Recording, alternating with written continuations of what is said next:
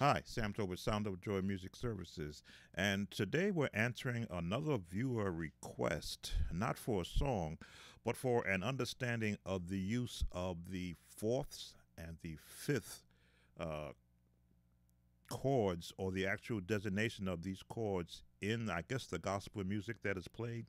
Let me give you the Google broad definition of fourths and fifths. The circle of fourths and fifths is a way to visually representing the relationships between the 12 tones of the chromatic scale. It is one of the most useful tools you can use to understand music theory because it gives you insights into the fundamental way that Western music works. Now, that's just one definition that I pulled up from Google because I always want to be able to give some theory or some understanding that I may not have that I can research. So I had to find a song that I could apply this to. And the first one I could come up with is from DeBarge, Love Me in a Special Way.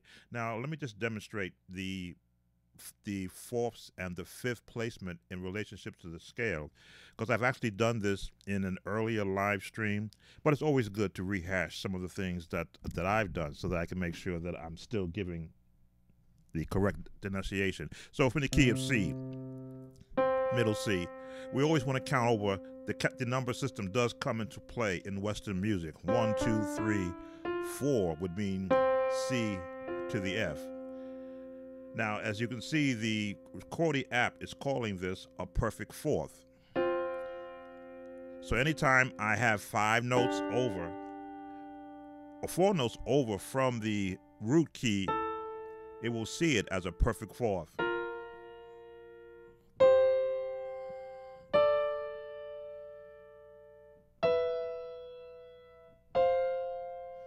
And the same thing goes over with the fifth note. 1, 2, 3, 4, 5. Now it's called a perfect fifth. You're going to see this change on me. There we go.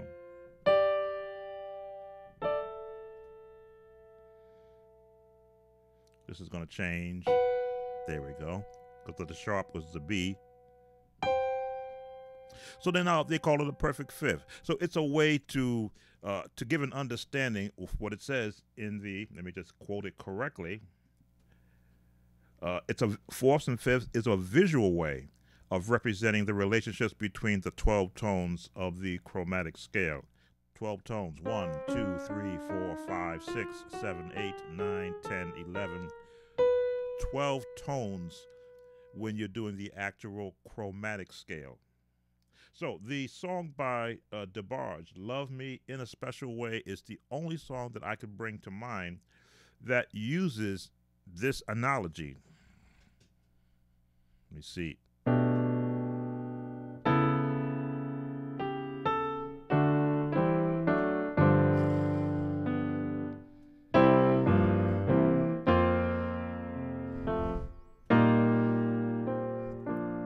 Now, where did they go? They went from G, passing chord, 5 notes up, is the D.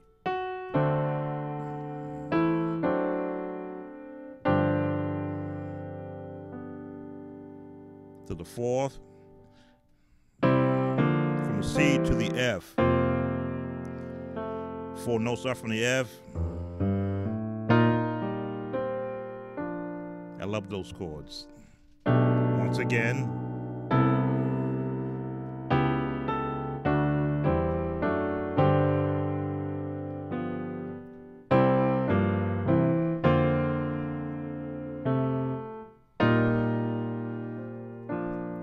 You can always add more to help you, what I like to call, transport yourself. You want to go from G,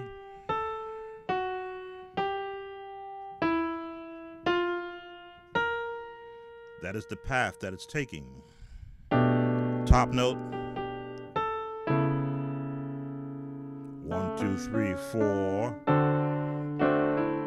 1, 2, 3, 4. 1, 2, 3, 4.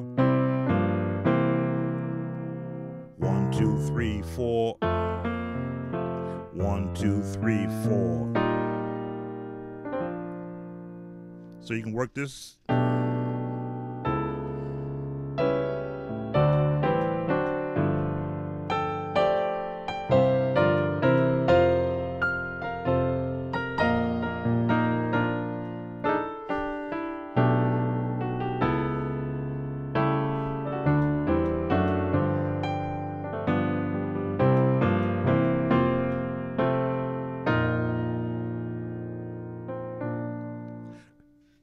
And that same concept can be used in any other song. Now, I have my own version of practicing fourths. I work from middle C, go to F, and I don't go all the way across. No, you would go like this.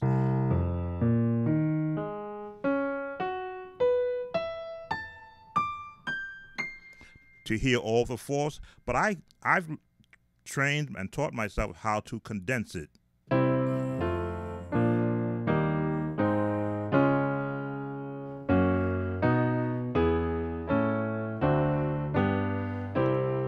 And you're back. That's how I can hear every fourth chord and not have to be stretched all over the keyboard.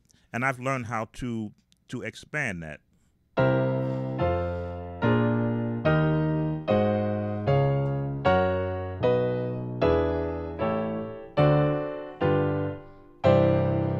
And bring it out that way. So now I'm expanding that same concept.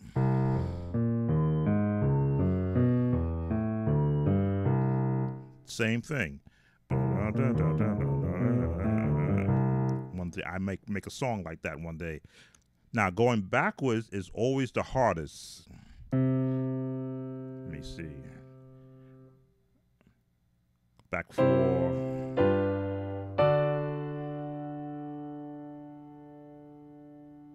No.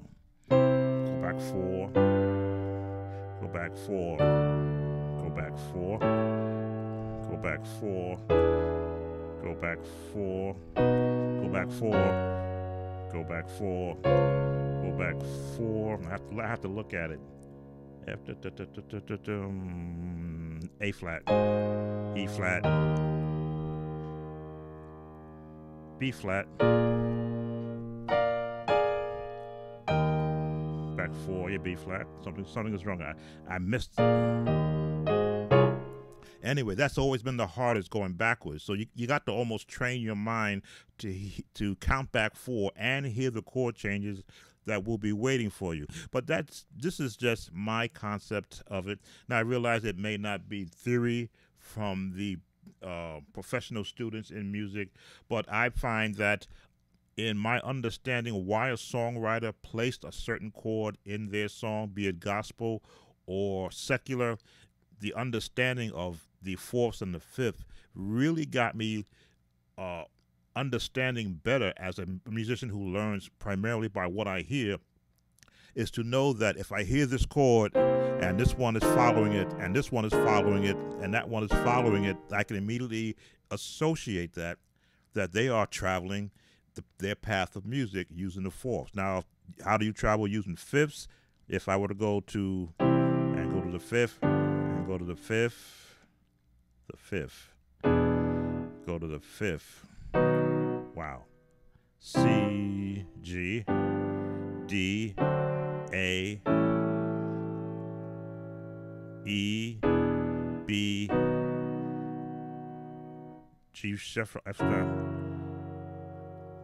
Fifth would be D flat. Fifth would be A flat. Fifth would be just counting my numbers. 1, 2, 3, 4, 5. 2, 3, 4, 5. Doesn't sound as pleasing when you use that just plain fifths, but I'm sure somewhere someone has found a way to take a fourth, use the fifth, use the fourth, use the first, and then when they get to the fifth, well, you take a different transportation route. Take the D, to get to the fifth. If I want to get to the fifth of this note, I got to take a transportation route and stay minor. If I want to get to the fifth of this note, I got to take a seventh on the D. If I want to get to the fifth from this note, I need to take a G, A flat to get to the C sharp. So if I want to go to the fifth from here, which is the A flat, got to take a D7 to get to the A flat. To get to the E flat, take a fifth from here is what, C? A G, and back down to the C. There we go. I'm just counting the notes. So it's all about how the songwriter wants to represent chords in the way that they want to approach them. Once again, just so I don't talk too much, the circle of fourths and fifths is a way to visually representing the relationships between the 12 tones of the chromatic scale. And you will always hear me talk about practicing your scales. I never really talked too much about the chromatic scale. But in that scale, you will hear all of the notes and the chords that you hear in any song. Hopefully I've answered your question to the best of my ability. If I need to do some more research, just put it in the comments. I'll gladly look it up. Thanks once again. It's kind of early on a Saturday morning, but I had to get to this before I got to any of the music. I hope you're enjoying the shorts that I'm putting out there. YouTube has allowed us to do a lot of work with shorts. In fact, they're pushing the content creators to push shorts. So if you see me dropping a lot of shorts, I'm going into my can of videos and right off the spur of the moment created them so that I can meet what YouTube is asking for. Because when we give them what they want, they in turn give us what we want. Sam Tobit, Sound of Joy Music Services. Please subscribe, like this channel, comment please, because that pushes me up in the algorithms and gets me out there to more people. Looking to see you again soon. Take care. Bye.